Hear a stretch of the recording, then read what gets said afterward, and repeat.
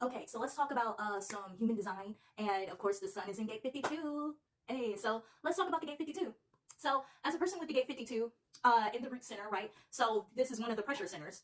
Pressures you to be inactive, to either be in action or to guide action. So people do not talk enough about the root center in the ways of guiding action. You know what I'm saying? That's a very huge thing. The gate 52 specifically is a huge guider of action, especially if you don't have the gate 9, the gate 9 of focus. I'm one of those people that doesn't have the gate 9 of focus. So often I'm staying still, looking for action to guide, especially as a projector, right?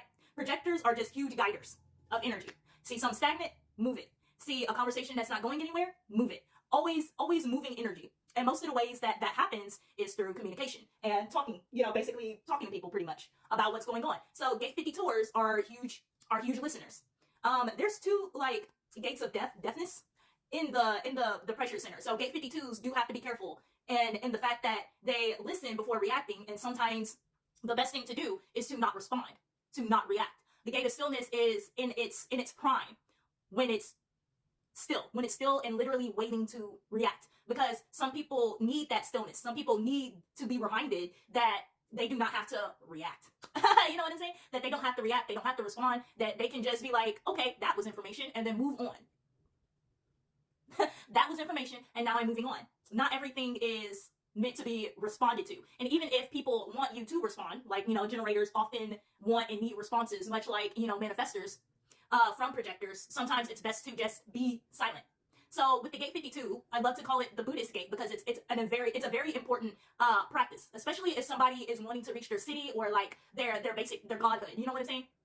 If you want to reach your godhood, you're going to have to be able to have that sort of stillness in the mind in even extreme places, in extreme situations that you figure would require an action, and sometimes they don't.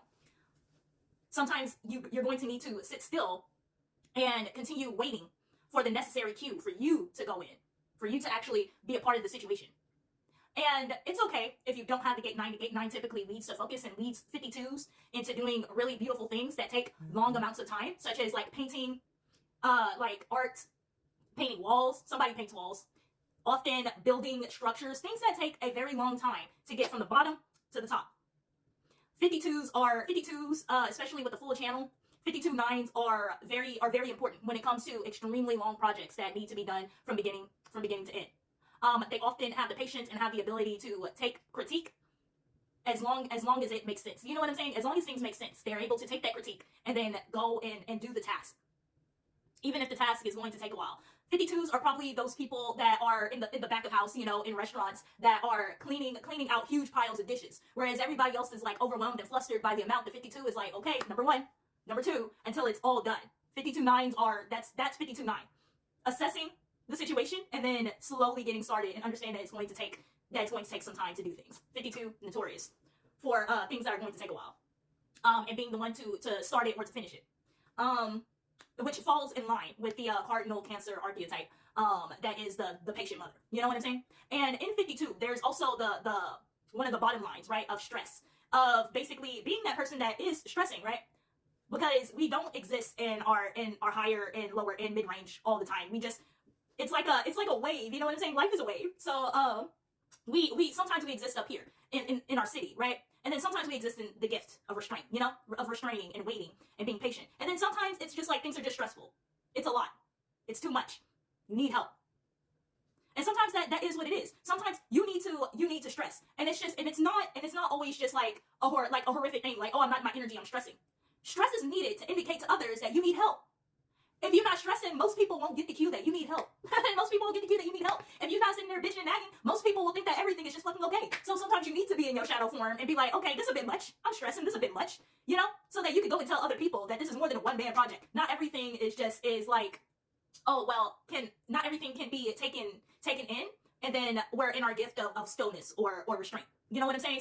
Sometimes you need to be in the shadow, right? Sometimes you need to be in the lower vibration of some of these gates. You know what I'm saying? The lower vibration for me isn't purposeless. It's not purposeless. It has its purpose too. Like I said, stress is an indicator that you need help. And what are the people around you for? Like, you know what I'm saying? Especially as Cancer. What are the people around you for? You need help. Like, you know what I'm saying? Like, it's okay to assess the situation, stress, and then indicate to others that you need help. It is also very okay to of course be in our better nature where it's just like, this is a situation that I can handle by myself, you know, and just go through your gift of getting everything together and then handling the situation. But yeah, I love the still mountain.